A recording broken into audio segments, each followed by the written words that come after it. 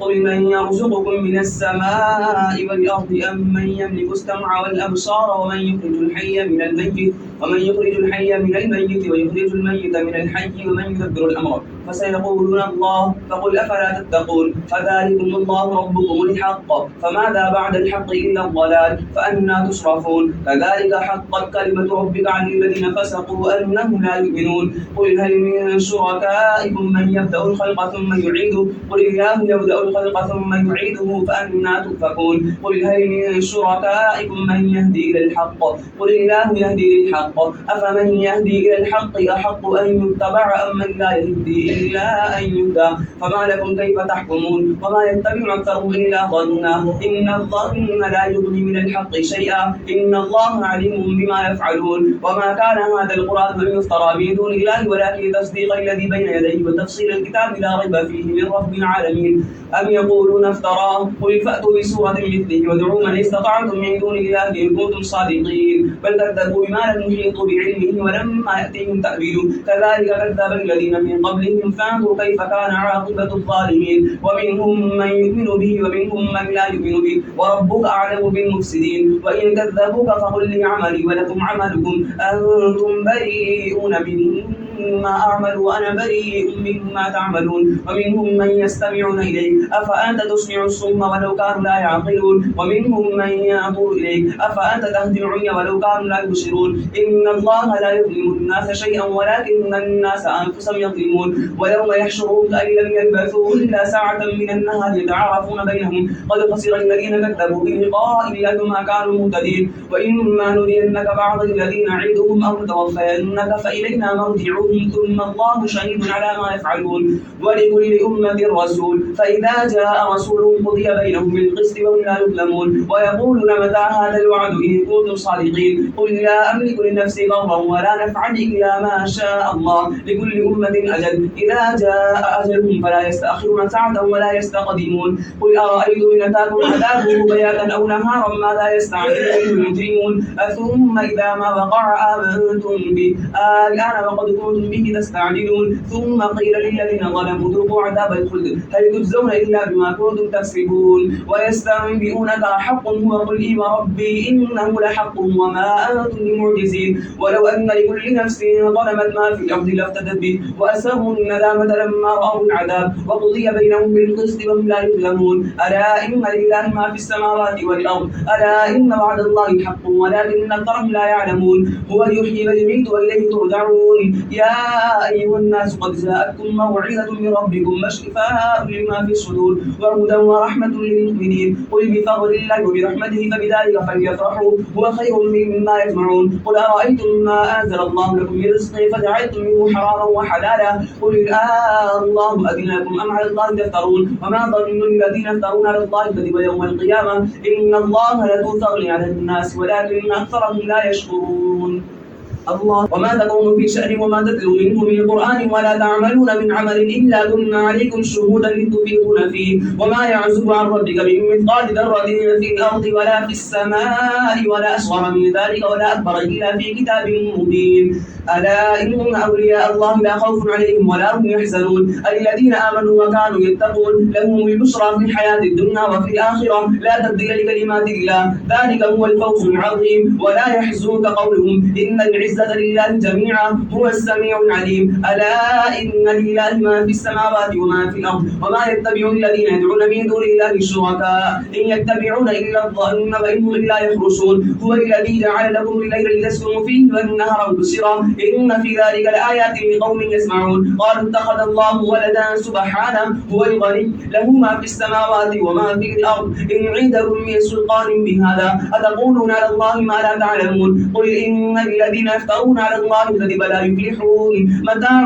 في الدنيا ثم إلينا مرجعهم ثم نذيقهم العذاب الشديد بما كانوا يكفرون اللهم اتل عليهم نبأ نوح إذ قال لقومه يا قوم إن كان كبر عليكم مقامي وتذكيري بآيات الله فعلى الله توكلت فأجمعوا أمركم وشركاءكم ثم لا يكن أمركم عليكم غمة ثم قضوا إلي ولا تنظرون فإن توليتم فما سألتكم من أجر إن أجري إلا على الله وأمرت أن أكون من المسلمين فكذبوه فنجيناه ومن معه في الفلك وجعلناهم خلائف وأغرقنا الذين كذبوا بآياتنا فانظر كيف كان عاقبة المنذرين ثم بعثنا من بعده رسلا إلى قومهم فجاءوهم بالبينات فما كانوا ليؤمنوا بما كذبوا به من قبل كذلك نطبع على قلوب المعتدين ثم بعثنا من بعدهم موسى وهارون إلى فرعون وملئه بآياتنا فاستكبروا وكانوا قوما مجرمين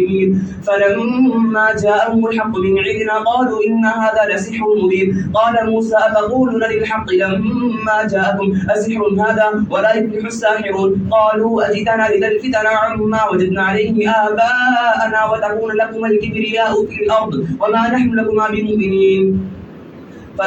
وما نحن لكما بمؤمنين وقال فرعون ائتوني بكل ساحر عليم فلما جاء السحرة قال لهم موسى ألقوا ما أنتم ملقون فلما ألقوا قال موسى ما جئتم به السحر إن الله سيبطله إن الله لا يصلح عمل المفسدين ويحق الله الحق بكلماته ولو كره المجرمون فما آمن لموسى إلا ذرية من قومه على خوف من فرعون وملئهم أن يفتنهم وإن فرعون لعالي في الأرض وإنه لمن المسرفين وقال موسى يا قوم إن كنتم آمنتم بالله فعليه توكلوا إن كنتم مسلمين فقالوا على الله توكلنا ربنا لا تجعلنا فتنة للقوم الظالمين ونجنا برحمتك من القوم الكافرين وأوحينا إلى موسى وأخيه أن تبوأ لقومكما بمصر بيوتا واجعلوا بيوتكم قبلة وأقيموا الصلاة وبشر المؤمنين وقال موسى ربنا إنك آتيت فرعون وملأه زينة وأموالا في الحياة الدنيا ربنا ليضلوا عن سبيلك ربنا اطمس على أموالهم واشدد على قلوبهم فلا يؤمنوا حتى يروا العذاب الأليم قال قد أجيبت دعوتكما فاستقيما ولا تتبعان سبيل الذين لا يعلمون وجاوزنا ببني إسرائيل البحر فأتبعهم فرعون وجنوده بغيا وعدوا حتى إذا أدركه الغرق قال آمنت أنه لا إله إلا الذي آمنت به بنو إسرائيل وأنا من المسلمين الآن وقد عصيت قبل وكنت من المفسدين فاليوم ننجيك ببدنك لتكون لمن خلفك آية وإن كثيرا من الناس عن آياتنا لغافلون الله بوأنا بني إسرائيل مبوأ صدق ورزقناهم من الطيبات فما اختلفوا حتى جاءهم العلم إن ربك يقضي بينهم يوم القيامة فيما كانوا فيه يختلفون فإن كنت في شك مما أنزلنا إليك فسل الذين يقرؤون الكتاب من قبلك لقد جاءك الحق من ربك فلا تكونن من الممترين ولا تكونن من الذين كذبوا بآيات الله فتكون من الخاسرين إن الذين حقت عليهم كلمة ربك لا يؤمنون ولو جاءتهم كل آية حتى يروا العذاب الأليم فلولا كانت قرية آمنت فنفعها إيمانها إلا قوم يونس لما آمنوا كشفنا عنهم عذاب الخزي في الحياة الدنيا ومتعناهم إلى حين ولو شاء ربك لآمن ما في الأرض كلهم جميعا أفأنت تكره الناس حتى يكونوا مؤمنين وما كان لنفس أن تؤمن إلا بإذن الله ويجعل الرجس على الذين لا يعقلون قل انظروا ماذا في السماوات والأرض وما تغني الآيات والنذر عن قوم لا يؤمنون فهل ينتظرون إلا مثل أيام الذين خلوا من قبلهم قل فانتظروا إني معكم من المنتظرين ثم ننجي رسلنا والذين آمنوا كذلك حقا علينا ننجي المؤمنين الله أكبر أيها الناس إن كنتم في شك من ديني فلا أعبد الذين تعبدون من دون الله ولكن أعبد الله الذي توفاكم وأمرت أن أكون من المؤمنين وأن أقم وجهك للدين حنيفا ولا تكونن من المشركين ولا تدع من دون الله ما لا ينفعك ولا يضرك فإن فعلت فإنك إذا من الظالمين وإن يمسسك الله بضر فلا كاشف له إلا هو وإن يردك بخير فلا راد لفضله يصيب به من يشاء من عباده وهو الغفور الرحيم قل يا أيها الناس قد جاءكم الحق من ربكم فمن اهتدى فإنما يهتدي لنفسه ومن ضل فإنما يضل عليها وما أنا عليكم بوكيل واتبع ما يوحى إليك واصبر حتى يحكم الله وهو خير الحاكمين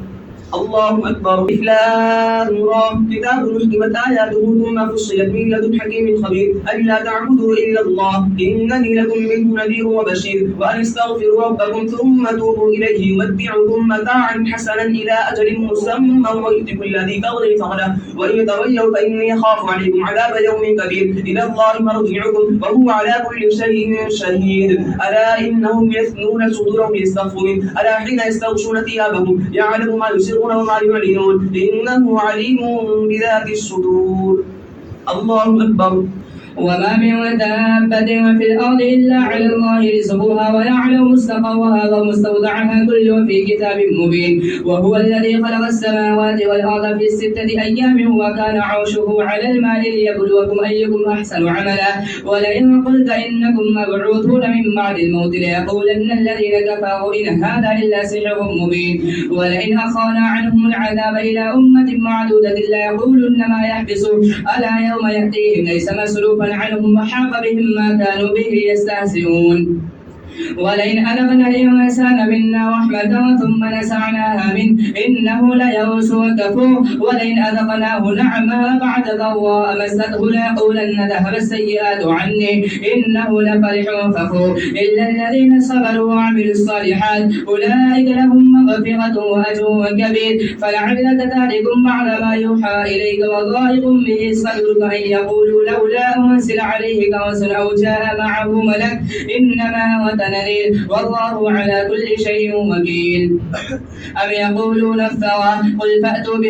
فأتوا بعشر سور مثله مثبات وادعوا من استطعتم من دون الله إن كنتم صادقين. فإن لم يستجيبوا لكم فاعلموا أنما أنزل بعلم الله وأن لا إله إلا هو فهل أنتم مسلمون. من كان يريد الحياة الدنيا وزينتها نوفي إليهم أعمالهم فيها وهم فيها لا يبخسون. أولئك الذين ليس لهم في الآخرة إلا النار وحبط ما صنعوا فيها وباطل ما كانوا يعملون. أفمن كان على بينة من ربه ويتلوه شاهد منه ومن قبله كتاب موسى إماما ورحمة أولئك يؤمنون به ومن يكفر به من الأحزاب فالنار موعده فلا تك في مرية منه إنه الحق من ربك ولكن أكثر الناس لا يؤمنون. ومن أظلم ممن افترى على الله كذبا أولئك يعرضون على ربهم ويقول الأشهاد هؤلاء الذين كذبوا على ربهم ألا لعنة الله على الظالمين الذين يصدون عن سبيل الله ويبغونها عوجا وهم بالآخرة هم كافرون. أولئك لم يكونوا معجزين في الأرض وما كان لهم من دون الله من أولياء يضاعف لهم العذاب ما كانوا يستطيعون السمع وما كانوا يبصرون. أولئك الذين خسروا أنفسهم وضل عنهم ما كانوا يفترون. لا جرم أنهم في الآخرة هم الأخسرون. إن الذين آمنوا وعملوا الصالحات وأقبلوا إلى ربهم أولئك أصحاب الجنة هم فيها خالدون. مثل الفريقين كالأعمى والأصم والبصير والسميع هل يستويان مثلا أفلا تذكرون. ولقد أرسلنا نوحا إلى قومه إني لكم نذير مبين ألا تعبدوا إلا الله إني أخاف عليكم عذاب يوم أليم. فقال الملأ الذين كفروا من قومه ما نراك إلا بشرا مثلنا وما نراك اتبعك إلا الذين هم أراذلنا بادي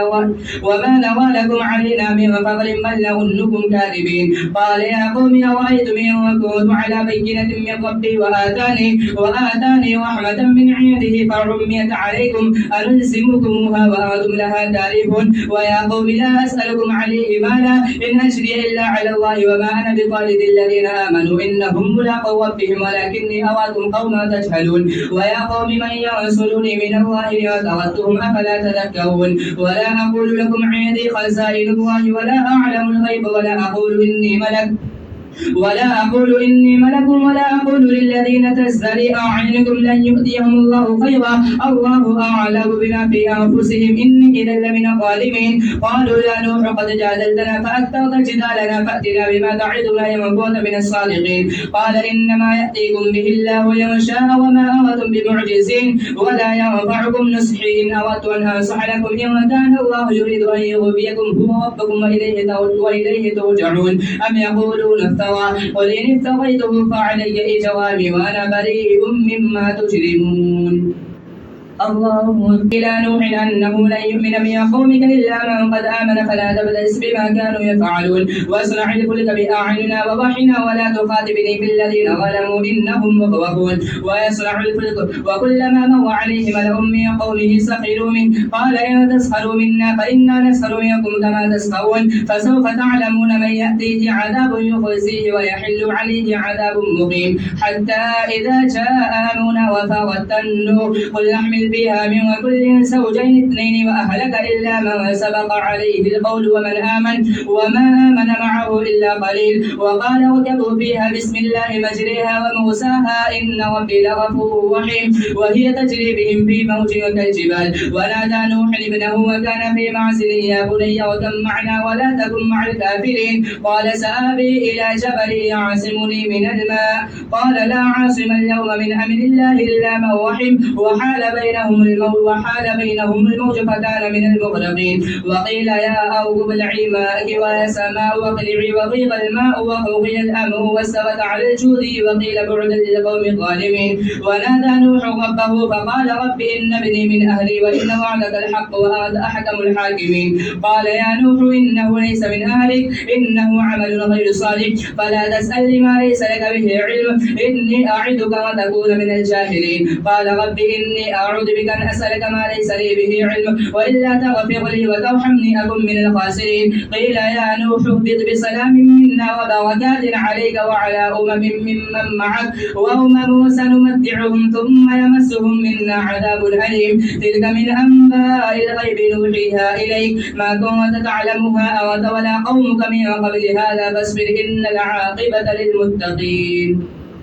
الله أكبر. عادنا قوم هودا قال يا قوم اعبدوا الله ما لكم من إله غيره إن أنتم إلا مفترون. يا قوم لا أسألكم عليه أجرا إن أجري إلا على الذي فطرني أفلا تعقلون. ويا قوم استغفروا ربكم ثم توبوا إليه يرسل السماء عليكم مدرارا ويزدكم قوة إلى قوتكم ولا تتولوا مجرمين. قالوا يا هود ما جئتنا ببينة وما نحن بتاركي آلهتنا عن قولك وما نحن لك بمؤمنين إن نقول إلا اعتراك بعض آلهتنا بسوء. قال إني أشهد الله وأشهد أني بريء مما تشركون من دونه فكيدوني جميعا ثم لا تنظرون. إني توكلت على الله ربي وربكم ما من دابة إلا هو آخذ بناصيتها إن ربي على صراط مستقيم. ويا قوم وإن ربي على صراط مستقيم. ويا قوم استغفروا ربكم ثم توبوا إليه إن ربي رحيم ودود. قالوا يا شعيب ما نفقه كثيرا مما تقول وإنا لنراك فينا ضعيفا ولولا رهتك لرجمناك وما أنت علينا بعزيز. قال يا قوم أرهطي أعز عليكم من الله واتخذتموه وراءكم ظهريا إن ربي بما تعملون محيط. ويا قوم اعملوا على مكانتكم إني عامل سوف تعلمون من يأتيه عذاب يخزيه ومن هو كاذب وارتقبوا إني معكم رقيب. سوف تعلمون من يأتيه عذاب يخزيه ويحل عليه سوف تعلمون من يأتيه عذاب يخزيه ومن هو كاذب وارتقبوا إني معكم رقيب. الله أكبر. صالحا قال يا قوم اعبدوا الله ما لكم من إله غيره هو أنشأكم من الأرض واستعملكم فيها فاستغفروه ثم توبوا إليه إن ربي قريب مجيب. قالوا يا صالح قد كنت فينا مرجوا قبل هذا أتنهانا أن نعبد ما يعبد آباؤنا وإننا لفي شك مما تدعون إليه مريب. قال يا قوم أرأيتم إن كنت على بينة من ربي وآتاني منه رحمة فمن ينصرني من الله إن عصيته فما تزيدونني غير تفسير. ويا قوم هذه ناقة الله لكم آية فذروها تأكل في أرض الله ولا تمسوها بسوء فيأخذكم عذاب قريب. فعقروها فقال تمتعوا في داركم 3 أيام ذلك وعد غير مكتوب. فلما جاء أمرنا نجينا صالحا والذين آمنوا معه برحمة منا ومن خزي يومئذ إن ربك هو القوي العزيز. وأخذ الذين ظلموا الصيحة فأصبحوا في ديارهم جاثمين كأن لم يغنوا فيها ألا إن ثمود كفروا ربهم ألا بعدا لثمود. ولقد جاءت رسلنا إبراهيم بالبشرى قالوا سلاما قال سلام فما لبث أن جاء بعجل حنيذ. فلما رأى أيديهم لا تصل إليه نكرهم أوجس منهم خيفة قالوا لا تخف إنا أرسلنا إلى قوم لوط وامرأته قائمة فضحكت فبشرناها بإسحاق ومن وراء إسحاق يعقوب. قال يا قوم أرأيتم إن كنت على بينة من ربي وآتاني منه رحمة فمن ينصرني من الله إن عصيته فما تزيدونني غير تكسير.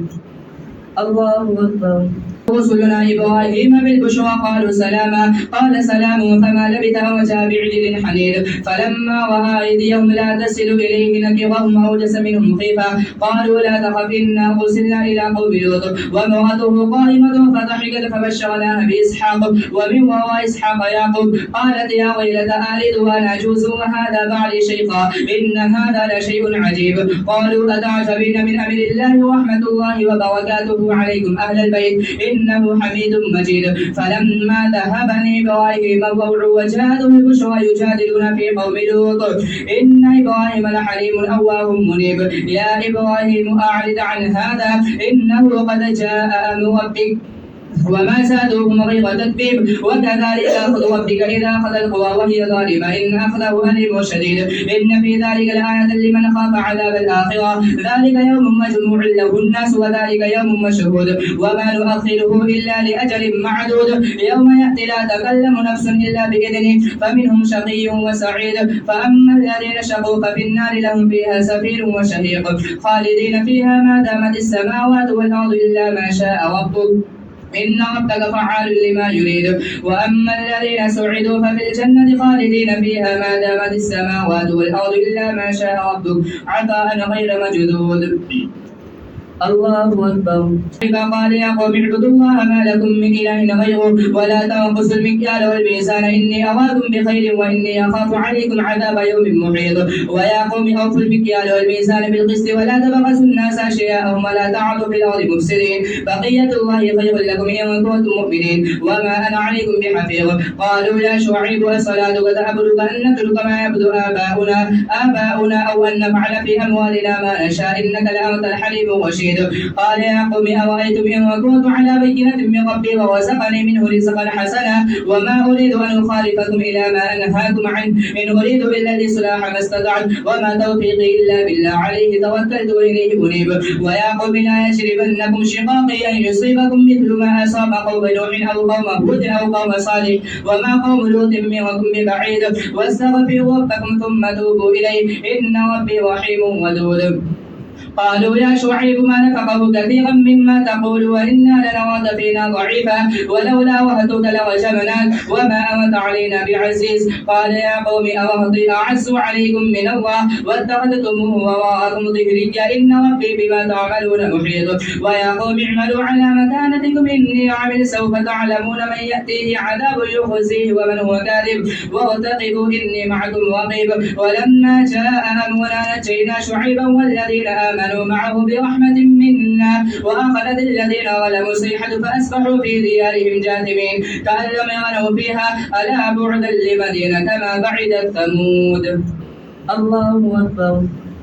بآياتنا وسلطان مبين إلى فرعون وملئه فاتبعوا أمر فرعون وما أمر فرعون برشيد يقدم قومه يوم القيامة فأوتهم النار وبئس الورد المورود وأتبعوا في هذه لعنة ويوم القيامة بئس الرفد المرفود ذلك من أنباء القرى نقصه عليك منها قائم وحصيد وما ظلمناهم ولكن ظلموا أنفسهم فما أغنت عنهم آلهتهم التي يدعون من دون الله من شيء لما جاء ربك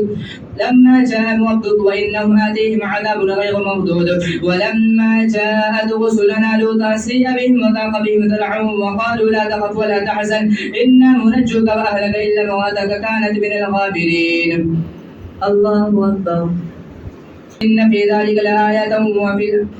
إن في ذلك وما نؤخره إلا لأجل معدود يوم يأتي لا تكلم نفس إلا بإذنه فمنهم شقي وسعيد فأما الذين شقوا ففي النار لهم فيها زفير وشهيق خالدين فيها ما دامت السماوات والأرض إلا ما شاء ربك إن ربك فعال لما يريد وأما الذين سعدوا ففي الجنة خالدين فيها ما دامت السماوات والأرض إلا ما شاء ربك عطاء غير مجدود فلا تك في مرية مما يعبد هؤلاء ما يعبدون إلا كما يعبد آباؤهم من قبل وإنا لموفوهم نصيبهم غير منقوص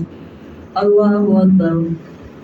الكتاب فاختلف فيه ولولا كلمة سبقت من ربك لقضي بينهم وإنهم لفي شك منه مريب وإن كلا لما ليوفينهم ربك أعمالهم إنه بما يعملون خبير فاستقم كما أمرت ومن تاب معك ولا تطغوا إنه بما تعملون بصير ولا تركنوا إلى الذين ظلموا فتمسكم النار وما لكم من دون الله من أولياء ثم لا تنصرون وأقم الصلاة طرفي النهار وزلفا من الليل إن الحسنات يذهبن السيئات ذلك ذكرى للذاكرين واصبر فإن الله لا يضيع أجر المحسنين فلولا كان من القرون من قبلكم أولو بقية ينهون عن الفساد في الأرض إلا قليلا ممن أنجينا منهم واتبع الذين ظلموا ما أترفوا فيه وكانوا مجرمين وما كان ربك ليهلك القرى بظلم وأهلها مصلحون ولو شاء ربك لجعل الناس أمة واحدة ولا يزالون مختلفين إلا من رحم ربك ولذلك خلقهم وتمت كلمة ربك لأملأن جهنم من الجنة والناس أجمعين وكلا نقص عليك من أنباء الرسل ما نثبت به فؤادك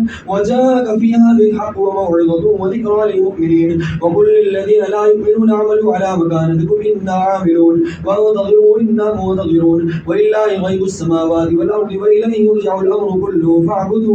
وتوكل عليه وما ربك بغافل عما تعملون ألف لام را تلك آيات الكتاب المبين إنا أنزلناه قرآنا عربيا لعلكم تعقلون نحن نقص عليك أحسن القصص بما أوحينا إليك هذا القرآن وإن كنت من قبله لمن الغافلين إذ قال يوسف لأبيه يا أبت إني رأيت 11 كوكبا والشمس والقمر رأيتهم لي ساجدين قال يا بني لا تقصص رؤياك على إخوتك فيكيدوا لك كيدا إن الشيطان للإنسان عدو مبين وكذلك يجتبيك ربك ويعلمك من تأويل الأحاديث ويتم نعمته عليك وعلى آل يعقوب كما أتمها على أبويك من قبل إبراهيم وإسحاق إن ربك عليم حكيم الله أكبر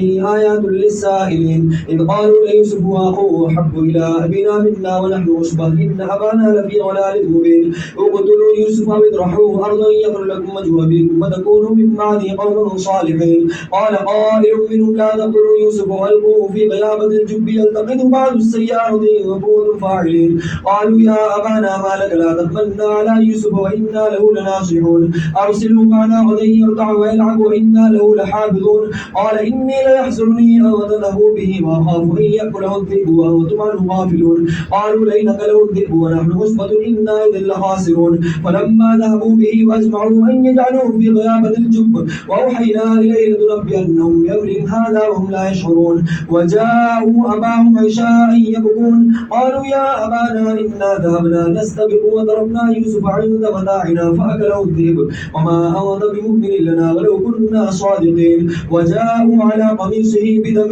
كذب قال بل سولت لكم أنفسكم أمرا فصبر وجميل والله المستعان على ما تصفون وجاءت سيارة فأرسلوا والدهم فأدلى دلوه قال يا بشرى هذا غلام وأسروه بضاعة والله عليم بما يعملون وشروه بثمن بخس ودراهم معدودة وكانوا فيه من الزاهدين وقال الذي اشتراه من مصر لامرأته أكرمي مثواه عسى أن ينفعنا أو نتخذه ولدا وكذلك مكنا ليوسف في الأرض ولنعلمه من تأويل الأحاديث والله غالب على أمره ولكن أكثر الناس لا يعلمون ولما بلغ أشده آتيناه حكما وعلما وكذلك نجزي المحسنين وراودته التي هو في بيتها عن نفسه وغلقت الأبواب وقالت هيت لك قال معاذ الله إنه ربي أحسن مثواي إنه لا يفلح الظالمون ولقد همت به وهم بها لولا أن رأى برهان ربي كذلك لنصرف عنه السوء والفحشاء إنه من عبادنا المخلصين واستبق الباب وقدت قميصه من دبر والف يا سيدها لدى الباب قالت ما جزاء من أراد بأهلك سوءا إلا أن يسأل أو عذاب أليم قال هي راودتني عن نفسه وشهد شاهد من أهلها إذا كان قميصه قد من دبر فصدقت وهو من الكاذبين وإذا كان قميصه قد من دبر فكذبت وهو من الصادقين فلما رأى قميصه قد من دبر قال إنه من كيدكن إن كيدكن عظيم يوسف أعرض عن هذا واستغفري لذنبك إنك كنت من الخاطئين الله أكبر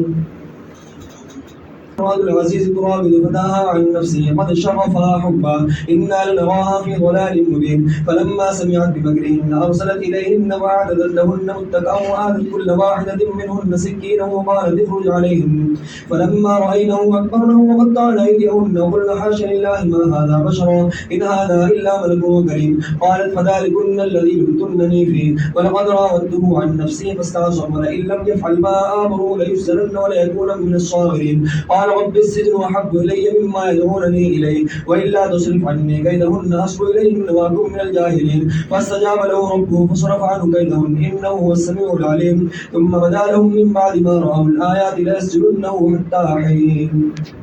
الله أكبر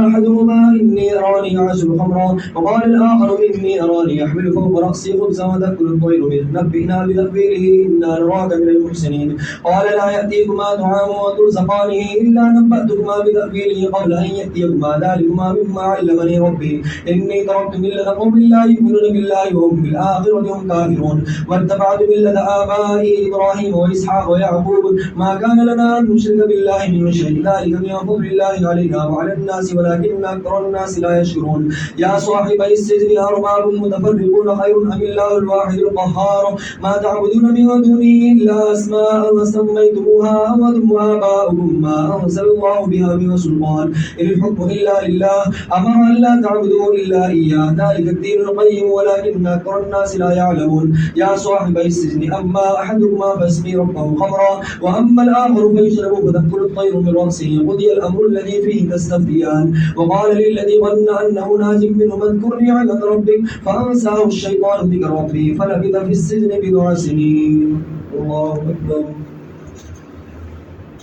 يأكلهن سبع عجاف وسبع سنبلات خضر وأخرى يابسات يا أيها الملأ أفتوني في رؤياي إن كنتم للرؤيا تعبرون قالوا أضغاث أحلام وما نحن بتأويل الأحلام بعالمين وقال الذي نجا منهما وادكر بعد أمة أنا أنبئكم بتأويله فأرسلون يوسف أيها الصديق وافتنا في سبع بقرات سمان يأكلهن سبع عجاف وسبع سنبلات خضر وأخرى يابسات لعلي يرجع إلى الناس لعلهم يعلمون قال تزرعون 7 سنين دأبا فما حصدتم فذروه في سنبله إلا قليلا مما تأكلون ثم يأتي من بعد ذلك 7 شداد يأكل ما قدمتم لهن إلا قليلا مما تحسنون ثم يأتي من بعد ذلك عام وفيه يغاث الناس وفيه يعصرون الله أكبر الرسول قال ارجع إلى ربك فاسأله ما بال النسوة اللاتي قطعن أيديهن إن ربي بكيدهن عليم قال ما خطبكن إذ راودتن يوسف عن نفسه قلنا حاشا لله ما علمنا عليه من سوء قالت امرأة العزيز الآن حصحص الحق أنا راودته عن نفسه وإنه لمن الصادقين ذلك ليعلم أني لم أخنه بالغيب وأن الله لا يهدي كيد الخائنين الله أكبر